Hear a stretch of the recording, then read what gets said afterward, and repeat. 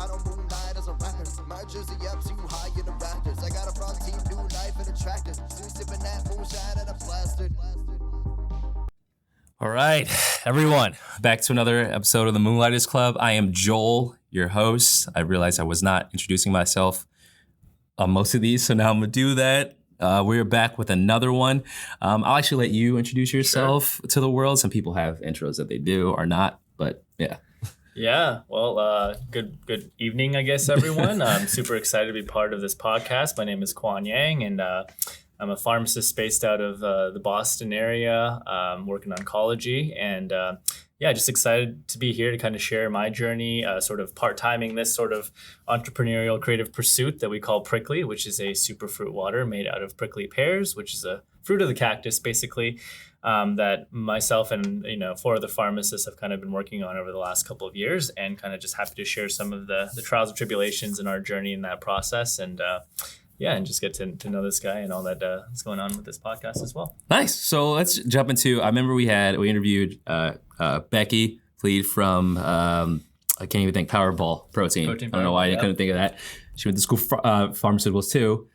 Why? At what point were you like, man, I can actually go to school for this? Because to me, anything medicine related was like just scary as shit. Yeah. To be honest, I don't think I had that process as well. I kind of just went through the motions, and I grew up in Canada, actually. Oh, nice. I grew up in Canada in sort of this town called Mississauga, which is like outside of... It's in Ontario, right? Yep, it's Ontario. It's right where... it's right outside Toronto, so it's kind of like, the Worcester to, Boston kind of thing, right? Cool. Pretty decently sized city, and a lot of my friends were just kind of gravitating towards the healthcare field. So medicine, pharmacy, dentistry, and so a lot of my high school friends were in that sort of domain. And so naturally, when I went to school, I actually didn't really have sort of a vivid dream of sort of going into this. It just sort of naturally happened. Nice. And so I went through the motions. I was in science because they were in science, and I found myself kind of going through the motions, and I did fine. I was like, I was okay at science, and I went to undergrad, and that was a little bit more challenging. That's when you kind of realize you don't really like this stuff, but I was stuck in it. So I went through undergrad at Montreal. I went to a school called McGill, and then when I finished undergrad, I went to pharmacy school because, again, that was just like the next step. What you do. It was just try to figure out what you do with this degree now, right? And how do you make money? So pharmacy school was pretty much like a natural transition of things. Yeah. But I have to say that kind of looking back at every step of my life, I kind of felt like I was always trying to kind of run away from whatever that calling was, right? So I was the only one in my sort of group of friends that sort of went off to Montreal when everyone kind of stayed in Toronto. And then when I went to pharmacy school, which I did in Baltimore at the University of Maryland. Ah, nice. I was trying to run away from what everyone else was trying to do, which was hospital pharmacy or community pharmacy. And so just thinking differently and trying to figure out what my calling was, because I just was like, this doesn't feel right to me, Yeah. And then I started working, and then, my 9 to 5 that we'll get into, and then immediately became clear to me that I also don't want to work in like in a 9 to 5 setting, And so I think my life has just been a continuous journey of just trying to figure out what it was that we, was meant to kind of do. And so Pricklee was that first sort of foray into that creative experience and exploration. And I think it's starting to really hit home, what it is. Any point growing up was like entrepreneurial stuff, everything, or did you ever like have a plan with friends where you would sell stuff or do stuff, you know what I mean, like that? Surprisingly not. I don't think so. Because now I'm like super passionate about it. And I like try to encourage everyone that I kind of meet. A lot of my students that I actually precept in my previous job as well, just kind of like explore and think about the world from a different perspective, like a bigger perspective, you know, the game outside of the game, I guess, really. Yeah. But at no point, I think, when I was growing up that I kind of think, oh, I'm going to go and try to start my own company. I think it was one of those things that I look back and I think about things like I just wasn't really kind of with the same train, right? Like we were all riding the train in the same direction, but I was always kind of like, where are we going? I never really questioned it. I never also had a vision for where that destination was. I was always just kind of like, well, this is cool right now. We'll see where it goes. And that's kind of how I felt. So that's, I think, a little bit of why I left, Toronto to go to Montreal on my own. And then, how, I came to the States afterwards. And then even in pharmacy school, just kind of try to do something different. And then it's always been a search for something different, because I think I just never found peace at, what was presented to me. And life was always a series of like, here, there's 3 choices, A, B, and C. And based on what pick the best one, and that's what I did. Right. And I felt like life was still like that even up to this point. And then Pricklee was sort of that first moment where, myself and our, my partners, we kind of looked at each other and said, why don't we forge our own path? Instead of A, B, and C, why not choose Z or D or, and then kind of figure that out and just explore that opportunity as well. So nice. Yeah, I don't know. So you're going through it and it's interesting. It's like, we hear that a lot from most of our entrepreneurs. It's like they were either super rebellious young, like not doing work that was boring or things like that, or they're just like, this is not for me. Yeah. So when it came to starting something new, did you see something, did you think of something that could help in the form of this product? Or were you kind of like, nah, I just want to do something else. Let's figure out what that something else can be. I think it was more the second. Okay. I think that there are some people that have this like amazing epiphany or vision, and they think of something and they fully execute that brilliant idea, right? I think everyone thinks of entrepreneurship like, oh, we're going to, the first thing you think about is like, how do we create or solve a problem that's going to change the way the world is altogether, right? This super expansive idea. And what I've kind of come to learn through my experiences is sometimes innovation isn't coming in and changing the world from like 1 to 120%. It's like making that 1%, 2%, 3% change and impact in the best way that you can, and then going from there, right? And so, Pricklee wasn't, obviously it wasn't like one of those days where you just woke up and like, oh, I'm going to make a cactus in the water. But it was a natural and organic progression from where we started, which was, I think everyone, grew up in tech like yourself, like a lot of people in our generation, where we kind of thought, oh, apps are going to just solve all of our problems. Like everyone's got an app. Everyone's got an app, And so that was a natural way to kind of go. You thought, oh, I have an app idea for this. I have an app idea for this. I'm a pharmacist. We're all pharmacists on in this brand. And so none of us can code and build an app, So the first thing we realized when we had an app idea was, who's going to make an app? We got to find somebody to make an app. Yeah. I think at the end of the day, anyone starting anything, they're going to come to realize that you can't really outsource passion. You can't really outsource perseverance. You can't outsource commitment. Yeah. Right.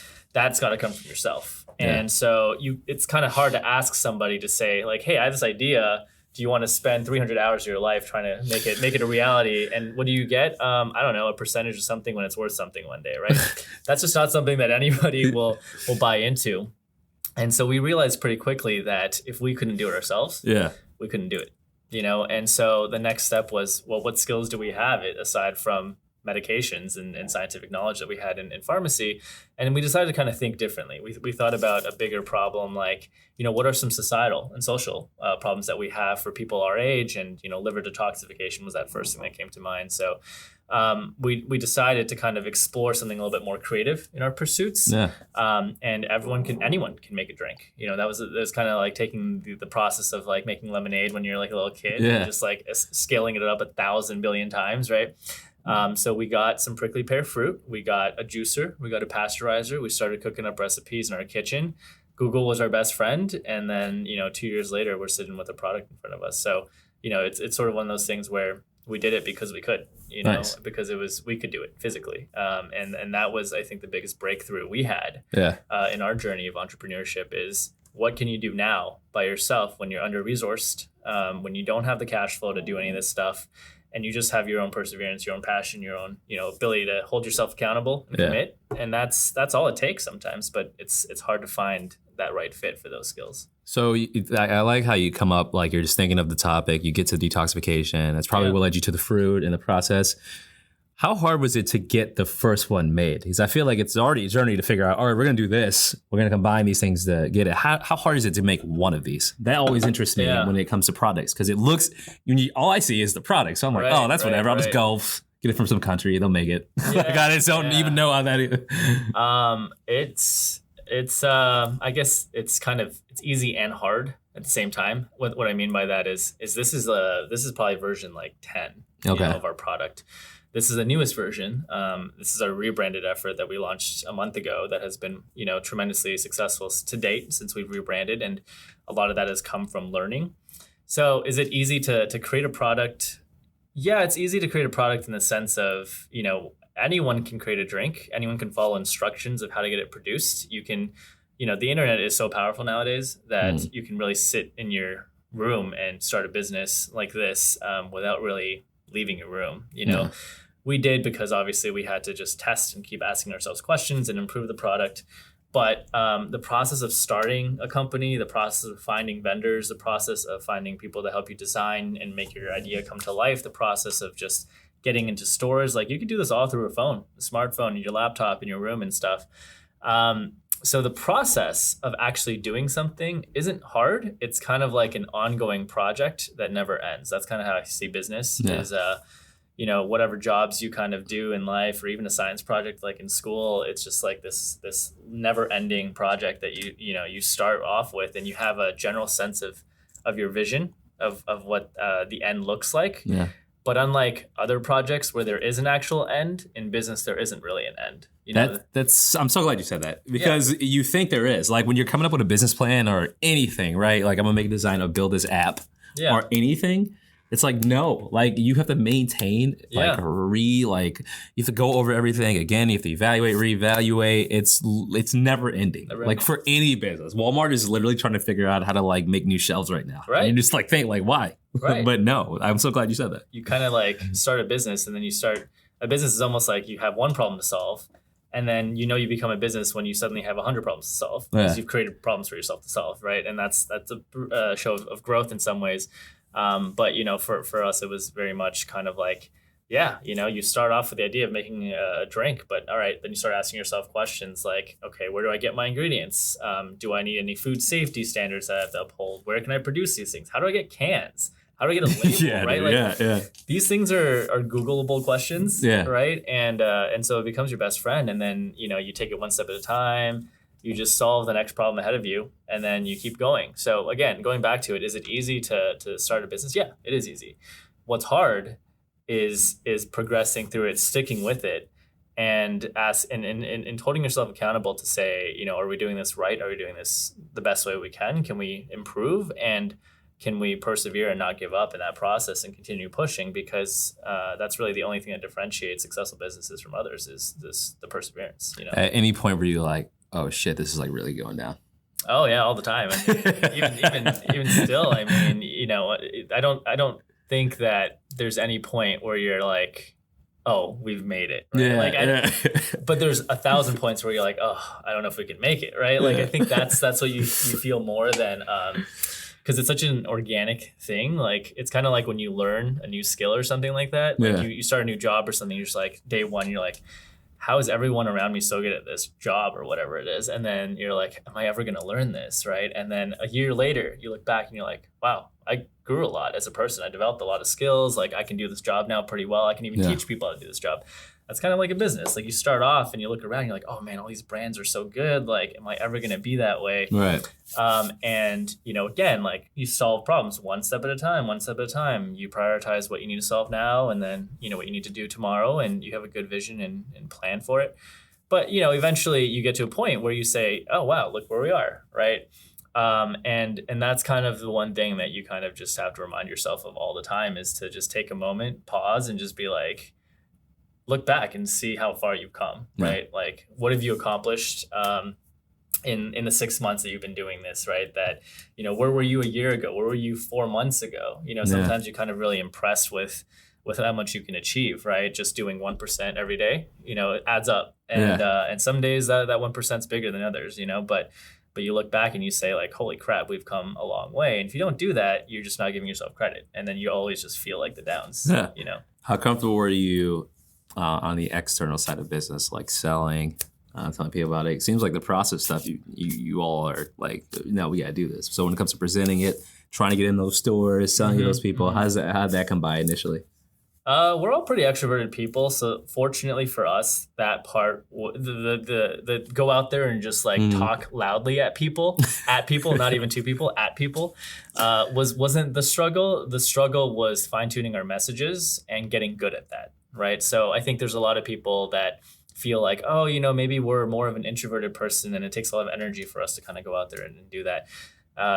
you know, at the end of the day, that's challenging, but you kind of have to. That's the only way to get your brand out there is word of mouth. And word of mouth through, you know, it could be social media marketing. When you don't have money, it's really just literally word of mouth. You know, sometimes going out there and educating people on our product is the best form of marketing we can provide, because they get to sample it, they get to meet who we are behind the brand. And in 2019, it's never been more important to understand the people behind the brand as well as the brand itself. So that's strong marketing right there, but you have to be comfortable doing that, right? Yeah.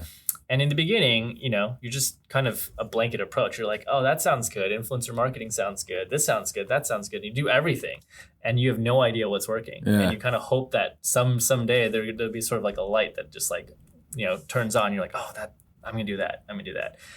And we've learned a lot of that kind of stuff. Like we look back and we say, all right, you know, this is what we're going to focus on now. But it's taken all those little attempts, all those like little fish hooks out there to see like what's going to bite, you know? So yeah, I mean, it's certainly an effort to go out there and talk to people. We were comfortable doing it, but getting our pitch down, getting comfortable with our key messaging to understand what was actually providing value in terms of how we communicate our product to people, that took a long time, you know, and knowing who to talk to was also important. Knowing our market. I mean, that's just a lot of conversations and practice and just practice, honestly. Yeah. That's really the biggest thing. Is the more you do it, the better you get. No matter if it's art, if it's like process, if it's just execution, everything improves through practice. Was there anything unexpected when you first started doing this? Once it did start hitting the public, were you surprised by anything? Maybe the reception or success, or even something that a bump in the road that you didn't quite see coming? Lots of bumps in the road. Lots of small successes, things like that. I don't know. I mean, I think one of the biggest surprises is it's I think I heard a quote once. Somebody said it was kind of like starting a business was kind of like pushing a train. Mm-hmm. You know, it's kind of impossible to push a train, but once it starts to move, it starts to pick up steam. Yeah. And so one of the biggest surprises for me was understanding that, you know, you hear this thing of like right time, right place, right? And it's kind of a little bit of both. It's the train analogy with the right time, right place mixed together. And I say that in the sense of, yeah, you do have to be in the right place at the right time sometimes to get lucky. You know, for us, we got really lucky procuring the right branding vendor to help take our vision to life. But we had to learn so much before that to direct them to understand what our vision was, right? And we had to understand what our vision was too first, right? You go to somebody and you say, we're going to make a cactus fruit water. It's going to come out any one of which ways possible, right? But the way that you've learned is the best way to communicate your product is through practice and understanding your audience and understanding your product to the level that you know this is good, this is not good. So to be in the right place at the right time, it takes a lot of hustle, it takes a lot of time, and it takes a lot of train pushing, right? Mm-hmm. So when people say right place, right time, I think it's just like anything, right? It's just getting your break. It's just getting that break in your life, that opportunity to kind of be ready for when that opportunity comes. Because somebody can come in and say, hey, I love your product. Let's get it in 1,000 stores tomorrow. And you're like, wait a second, like I don't have enough product to fulfill that. And then they're like, all right, well, sorry, then I'm gonna go somewhere else. So you have to be ready for those times, but you need to set yourself up through just a lot of preparation and putting yourself in those situations where those right times can come along. That's why I stopped being jealous of other people's moments. It's like everyone wants everything immediately, and it's natural. But in reality, when you're starting a business or most things in life, it could be relationships. Like there are times where you just want it, but you weren't ready for it. Like I wouldn't be ready to be married at 19. Like if the Beyonce comes up to me and I'm like literally out of high school, like I wouldn't know what to do. Or if someone handed me $1 million for an idea and I was 20, I'm going to blow through all that money and I'm not going to be ready. So you're absolutely right. Like you work your way. Like how does someone personify luck? Because I remember we used to talk about luck in sports, and it was like when practice and preparation meet opportunity or something like that. Yeah, that's a good one. And it's literally like, yes, someone can randomly walk up to you and ask you something crazy and great, but if you can't do it, right, and you wrongly commit to it, that's a door that's probably going to be closed forever. Right. So you have to give credit to the people who do have those stories because they worked their butt off to get in the situation to perform. Yeah, it's like the harder you work, the luckier you get, right? Exactly. That's the quote. Yeah. Sure. So what was the first feedback you got as far as like taste and product and stuff like that? You know, like, because I mean, the nutritional benefit is clear, but like I feel anything that's food based, man, it's some people are so finicky about what they like and what they don't like, and there's stuff that people drink, like Red Bull's not good, but we drink it for energy. It's just a thing we do. So when you're putting this out there, how do you even know, like, we can't do this, that like we don't want it to be some like fruit drink thing, it has to do this? How does that kind of cause effect thing kind of go? And I mean, I think you hit the nail on the head. Like, people have different taste buds and different preferences and experiences, and some things kind of ring like a nostalgic bell to them, and they're like, oh, I like this more because of that, or they just grew up with liking pulp and so they like pulp and others don't, right? I think there's a couple of thoughts on that. I think the first is people will do like taste demos, and like they'll be like, all right, I'm gonna sample 200 people or like 20 people even, right? 20 of my friends, and see how they feel, and then you hope that they give you good feedback, right? Chances are they're not going to, because they're your friends, but let's say 50% of them like it, right? That doesn't mean that 50% of the people in the real world are going to like it. It just means that of those 20 people, 10 people happen to like it because you picked those 10 people. And so sometimes with demos and things like that, it's really tough. I don't know how much I believe in just asking for 20 people's opinions and saying like, all right, if 18 of you guys like it, that means this is going to be a successful product. And if two people don't, or only 2 people like it, that means it's not going to be successful at all. You kind of just have to trust your own instincts sometimes. Your brand is an extension of your creative self. It's all of your energies, your personalities. And honestly, this is maybe naive in people who have done this for a lot longer than I have, or that we have together, but the way that we kind of approached it is like, we wanted our brand to be almost like creative vomit of who we were as people, like, because if we couldn't believe in it, if it wasn't truly us, then it'd be so much harder to sell the product, so much harder to convert people and be passionate about it. But if it's truly you and it feels like you and it came from you, it's like your little baby in a way, it's so much easier, to kind of talk about it. So our first version of our product came out, and I just remember like it looked nothing like this. It was in a glass bottle, like half the label. We had made this label a magenta color, thinking that the drink was going to be magenta because the fruit was magenta, and then it came out like this orange color, and we're just like, this doesn't make any sense because the glass bottle is like orange, but the label's like magenta. But that's all we had. So we put it out there in stores, and then we're like, all right, this is a monumental like accomplishment, right? The first moment you held the bottle in your hand and you're like, this is real. And you put it out there and you're like expecting to like start to make some turns and some sales. And we demoed it at a store, and I remember like the first person that like drank it, and they're like, oh, this is trash. And you're just like, okay, well, here it goes, right? Like, this is gonna be tough. And then the next person was like, I'm not feeling it. And the third person was like, oh, I really like this. And we're like, okay, that feels a little bit better. Like, that's kind of like, this, whereas we're like super eager, like showcasing this to the world. And then maybe like 10 samples later, somebody came and they're like, oh, I really like this. And they bought a bottle. And we're like, that was our first sale. I don't even remember what that person looked like or what that experience was, but I remember. And then in that same taste test, we had, maybe like 50% of people were just like, this isn't for me. 40% were like, oh, wow, I really like this. We had a couple people even come forward and say like, oh, I was an entrepreneur once, and this is what I've been doing. And like, they start like talking to you, and you're like, all right, like I can't, we're here to take demo, like say this for another conversation. And you start getting all these characters, right? And we try to do so much that first taste test. We try to collect data, like, oh, we should survey everybody, like document, like let's figure out our customer base. Like, what was their approximate age? Were they male or female? Did they seem like they came from like a workout, or like what kind of like person is this that likes our product? And then we realized we couldn't do that either. Like, it was just like all these things that we thought we could do for one taste test, we couldn't. And this just over the course of like a year and a half, just taste testing that original product in only like 5 or 6 locations. It wasn't like we were expanding everywhere. We just wanted to learn. We were able to figure out, all right, this is working, this isn't working, this is how we should change the taste. And made the change, made the label changes. And then again, over and over and over, just made very small batches of product, tested them in the same locations with different people over and over and over. And eventually we got to a point where we said, okay, now we know what we want from a label perspective, what we want from a taste perspective. And, we rebranded to this product, and we went from something like 50% of people not liking it to probably about 10%.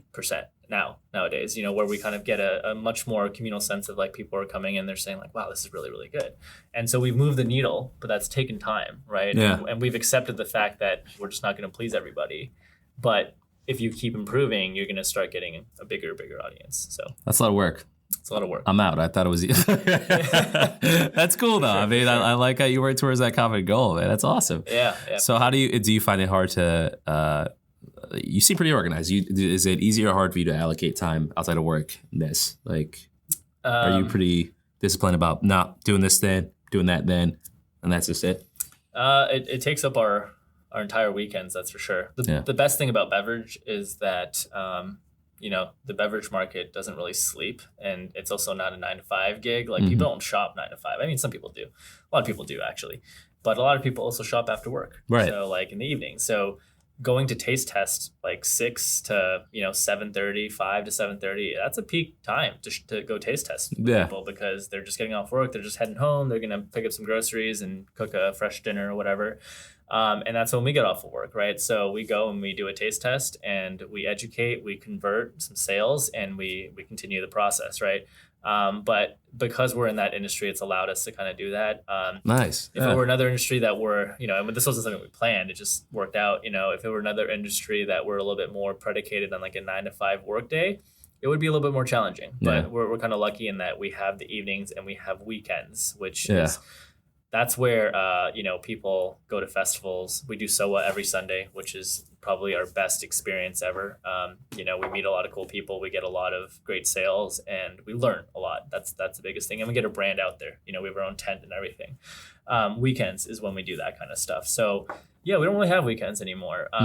But that's not to say that we do this and it feels like work. This is the complete opposite. Like our 9 to 5 jobs, it's work, but our 5 to 9 jobs, that's passion, that's fun, that's enjoyment, and so we go out there and we have a great time, and we just are never more tired after a day of SOA or taste testing, but we would wake up and gladly do it again the next day if we could. You know what I mean? So that's the biggest difference that we've noticed is like if it's a passion project, if it's yours, if you really are truly enjoying this pursuit, that it won't feel like a job. Nice. And that's not to say that every entrepreneurial pursuit is going to feel like that. There have been others that, we've pursued where it still feels like work because your heart's not in it. Right.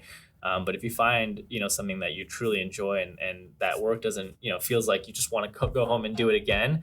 The problem that you'll start to encounter isn't, can you find time? It's like, can you find time for the other things in your life that are important too? Like spending time with loved ones, friends, just taking time for your mental health and like relaxing and all of that stuff, Yeah. So what, it sounds like you've built some steam, taste tests are going well. Mm-hmm. What are some milestones you have, like perfect world, 6 months, a year from now, if you accomplish a couple of these things where you're like, all right, this is good? Yeah. I think some milestones would be to start scaling. I think that's the first thing is growing to a point where we're with a production facility that can really kind of help us kind of grow. And, we are so fortunate to have like really, really good partners that we hope to partner with for our entire journey. And we will continue to partner with and as we continue to scale. And so just getting to a point where we can scale and, that's going to be a big milestone. And a couple of key accounts, like Whole Foods is a big one for us. That to us is a nice measure of success for us in this local arena that we would really like to kind of get into, along with, Wegmans, Roche Bros, like some of the bigger accounts that we think have a lot of the sort of target market for our audience, and that takes hard work and time. Yep. And getting into, smaller accounts and just driving velocity to those accounts to prove like, hey, we're not just here to make one order, but it's, this product's moving, people are interested in it, and it will sell on your shelf. Yeah. And so it's going to take a lot of just, demos and just advertisement and just word of mouth and just continued exposure to kind of get there. But our hope is that, when we look back 6 months from now, we'll say like, hey, we did it. We got into a couple of the accounts that we really wanted to get into. Nice. And that's it. And then, a little bit more like 1 year, 1.5 year kind of goal is to be really regionally known. Like we met in Boston, right? Yeah. So it's important for us that we build this brand in Boston. And this is where our home base is. This is where we're going to really kind of build the basis of Pricklee, which is, again, a cactus fruit water. Obviously, cactuses grow a lot in Boston. So it makes a lot of sense. But at least in Boston, we just want this to be like home for us, right? And we want this to be the place where we can kind of proudly say like, hey, this was made in Boston. We met in Boston. This is important to us. So we want there to be some regional excellence there. And like in, a year and a half, come back and say like, hey, there are people in Boston that are saying like, hey, have you seen this like cool brand out of Boston called Pricklee? Like we want that to be, sort of our story. So we're really kind of focused on that for now. Nice. Yeah. I'm really excited about drinking this. The light blue is like mad calming. So I'm a big fan of it. But no, I like, you have everything in order. I like it. It's passion, but it's a very efficient passion. It's very organized. So I definitely see big thanks for Pricklee. I wish the best for your team. How many is it? So it's 5 of us now. Nice. And, we have a couple of interns and ambassadors that are helping us out. And awesome. And that's always a growing team, Yeah. So, always looking for help with our expansions as well. So you got a machine going. I like that. A little bit. That's cool. It's still a lot of sweat, and we're greasing and gassing a lot too, but that's expected when you don't, Once you're bootstrapping, you're starting out small, like you got to cut costs, and that means you got to do everything yourself. And yes, you should want to do that. If you don't, then I don't know how far something's going to go without that passion, Nice. Well, let's see if we can get some more help. Where can people find you, reach out to you, follow you, support you, find your product? Yeah, absolutely. So, we're obviously found at our website, pricklee.com. So feel free to just hop on there and you can make orders. We deliver to everybody in Boston, but we ship across the US, and feel free to use a discount code Superfruit15, Superfruit15, that's one word. And that'll give you 15% off of your order.